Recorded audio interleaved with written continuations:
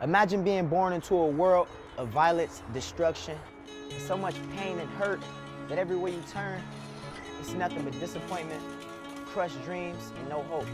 See, that was me. I was born on the east side of Detroit, and I was a little more wild and violent as the average kid. Got bad grades. I never really had a high academic scores or anything.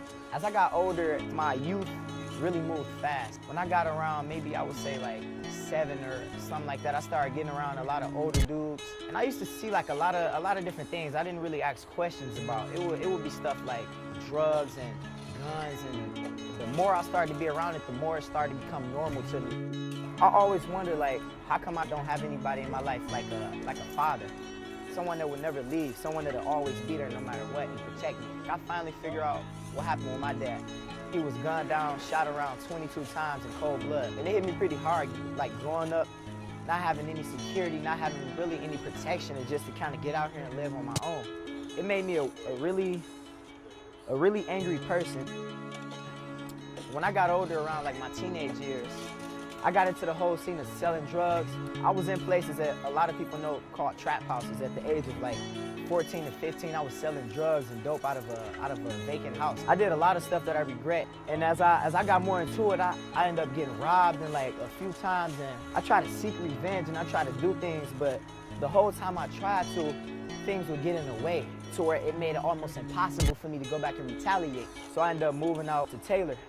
And I got into a lot more trouble. I got into a big fight, and I ended up confessing to having a knife on me in school, and it got me kicked out of school. So at that point, my life was like, wow, like, what do I do from here? I was in this point to where I was just ruined in the inside. Words can't really describe how I felt. I wanted my life to end. I didn't want to live anymore because everything I ever lived for, it was gone. And one day, my mom, she brought me to a church event. And they had like these comic books to where it was like modern day biblical stories in it. And I read it, and it related to my life so much. It was like gangster stories, and it was talking about how Jesus came down to give us new life, to die for us and save us and purchase us by his blood. And the scriptures are saying that everything that you are living with right now, or every burden or every sin that's in your life, God can take that. He can take your past, erase that, and give you a whole new future. I wanted that. I really wanted that. So I read it and I prayed the prayer that was in the back. So I believe that's when I accepted Christ. The amazing thing is that when I found Jesus and really seeing who he was, it brought out something in me that I could never bring out anywhere else. It wasn't girls, money, drugs, sex, anything. Nothing else could bring out this inner talent and this inner potential, inner everything. Everything about me, my full identity came out when I met Jesus. Eventually I found Metro, and when I found this place, I found out, man, I can really get plugged into this place and God can really use me here.